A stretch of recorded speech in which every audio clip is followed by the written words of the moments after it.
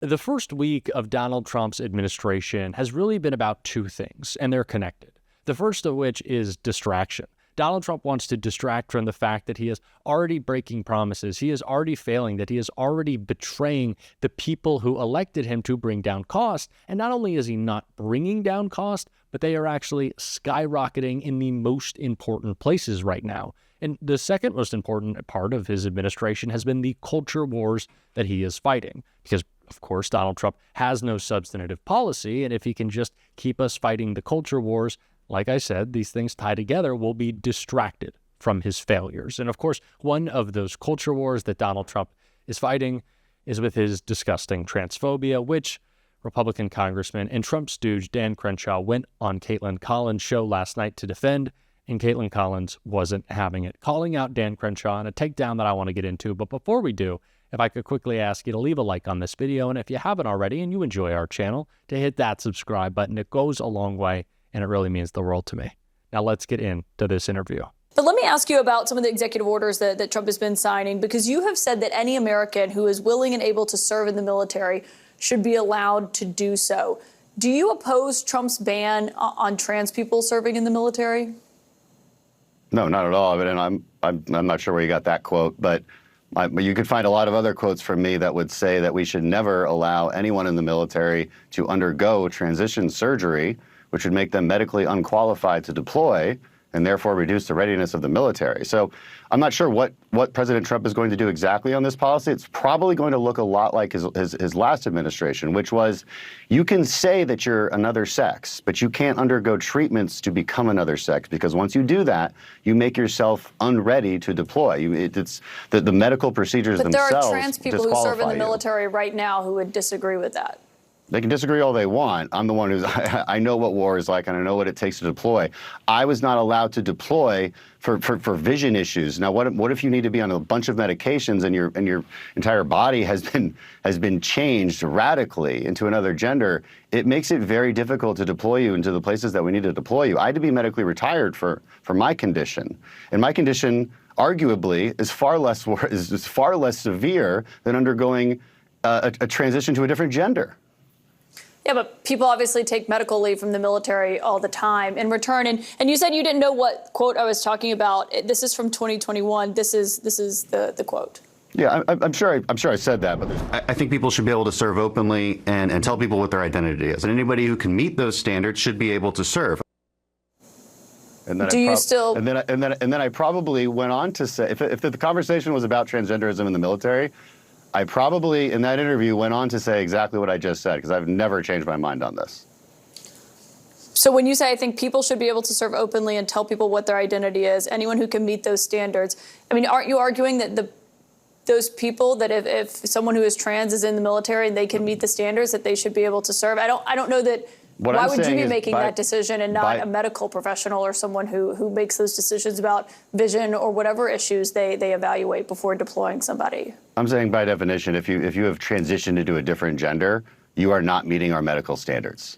Right, but that's your opinion. You're creating, no, it's not an opinion. That is a pretty easy, that's an easy to prove fact. It makes it much harder on our units to deploy, period, like full stop. But then how are there trans people serving in the military right now, sir? There's a difference between identifying, like, again, look, Kaitlan, you could show up to your job the next day and say that your name is now, Ken. That's different. You can identify that way, and that was Trump's old policy, by the way. They would allow you to serve that way. But there's a very big difference between doing that and actually undergoing medical procedures that take you out of service. And yeah, you call it medical leave, but that's some pretty severe medical leave. So why would we allow that? And to say that you're deployable to austere environments, no way. That's just not true. Okay, but so Congressman, I've never changed my mind on that. The executive order is banning all trans people, period. It's not making a caveat that you're making there. I don't think we've seen the text of the order, have we? I don't have the text. This is how it's been described to us by our sources. Are you telling us that it makes that distinction? I don't have the text. If you're making me guess on what the text is, I have a feeling it'll look a lot like the last administration. We don't know yet. Okay, so you're in favor of this, though, regardless. Yes, my position on this has always been very clear. So, Congressman Dan Crenshaw, thank you for your time. Set aside the disgusting transphobia, set aside the disgusting bigotry that is at the heart of everything that Donald Trump does, the fact that a draft dodger is telling people who volunteered to serve our country to potentially give their lives in service of protecting freedom, of protecting our Constitution, something Donald Trump regularly wipes his ass with, is disgusting. It's disgraceful. People are volunteering, giving their lives because they love our country. And Donald Trump, who did everything he could to avoid service, is telling them no. That as a whole separate bucket of bad is absurd. The fact that we are back to this point where the commander-in-chief is this guy, is Captain Bone Spurs, or I guess we should call him Private Bone Spurs, I don't know how much distinction he'd get, is just appalling. And that is what the Trump administration is about. I saw someone ask yesterday, what is the point of this action? Cruelty. The cruelty is the point. The cruelty is always the point with Donald Trump and MAGA, and it is the same with their immigration plan, which Kaitlan Collins also called out last night in an interview with Donald Trump's border czar, Tom Homan, that we're going to check out right here. The cost of this operation is expensive. It's expensive to enforce the laws and protect our national security, but I don't put a price tag on securing that border. Once we secure the border, we show consequences. The number's already down. We had like 500 crossings in one day. Compare that to 10 to 12,000 a day under Biden. Right, but why is it better to that's use one of a the lowest I've seen in my military 34-year career. But why is it better to use a military plane that costs so much more than just a chartered plane, which is what was happening before? Charter planes are still running at full capacity. This is just an added thing, and they can put a lot more people on a plane rather than they can make a long distance, such as going to Colombia. We'll use them for European removal. So it makes sense to fill that plane up with a lot of people and get them moving. Again, it's an added asset because our air contracts now are full, 100% capacity. So as we add more flights, I'm sure we'll add more charter flights. But right now, DOD is working with us on the border, building infrastructure, obedience and denial. They're down there putting razor wire up, and they're flying planes. Okay. They're also going to probably do some ground transportation. We're going to use DOD. And I should note that we are told that the Department of Homeland Security will not be reimbursing the Pentagon for these flights. That sometimes is the case, but we were told today that that's not the case. On what you said earlier about your big priority right now is deporting public safety threats and national security threats. How does changing the ICE policy that allows agents to conduct arrest and enforcement at churches and schools help with that? There's no safe haven for public safety threats and national security threats. People say, well, were you really going to a high school? Well, people need to look at the MS-13 members and Tren Agua members who entered this country, a majority between the ages of 15 and 17. Many are attending our schools, and they're selling drugs in the schools, and they're doing strong arm robberies of other students. So we not go into schools or hospitals as a matter of practice, but if it's a significant public safety threat or a significant homeland security threat, there's no safe haven. We'll go where we need to go to take them off the street. But you obviously are someone, you've been working on the border for years, sir. I mean, you got an award from President Obama for people who don't know watching.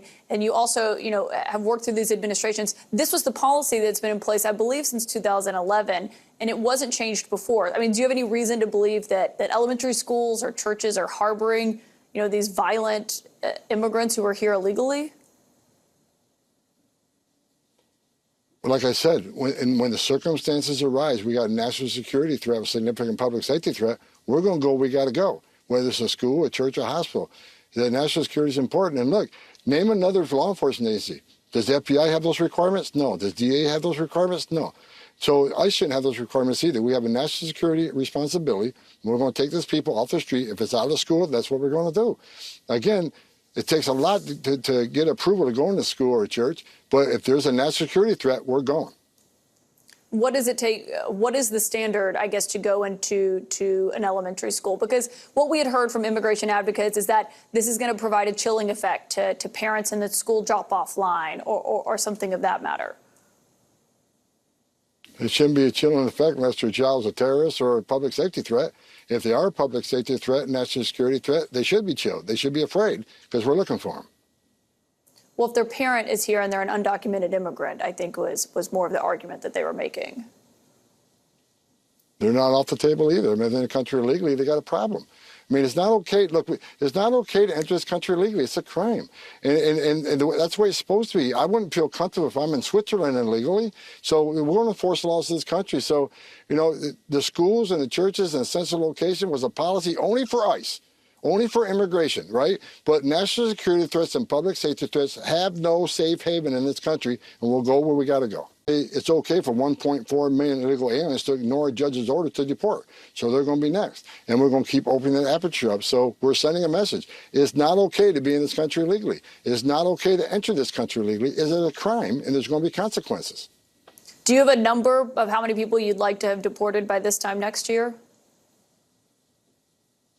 I don't have a number. As many as we can arrest and deport. Okay, but no firm number. We're going to number. enforce the law. If they're here in the country illegally, if they're in the country illegally, they got a problem, and they're not off the table.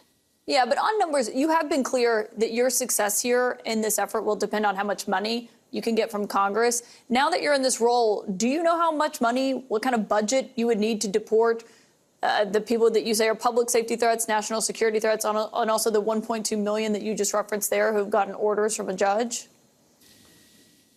1.4 million. And yes, like we need more than 100,000 beds. Right now, we got about 34,000 beds. We'll fill them up in a week. So we need at least 100,000 beds. We need more international air flights. We need more ground transportation.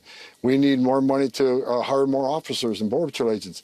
And that's why we're bringing right now, the whole of government is coming in, right? In the Chicago operation and every operation throughout the country now. We got DEA, we got FBI, we got U.S. Marshals, we got ATF, we got HSI, we got ERO. So right now we're bringing the whole of government into this so we can create more teams and arrest more people. So this dynamic is constantly changing. ICE raids of schools, ICE raids of churches. Donald Trump wants to make sure that there's no place that people feel safe, that they feel comfortable. That is what this administration is about, is this fear and angst police state that they're trying to impose. So everyone capitulates, everyone bends the knee, and everyone falls in line.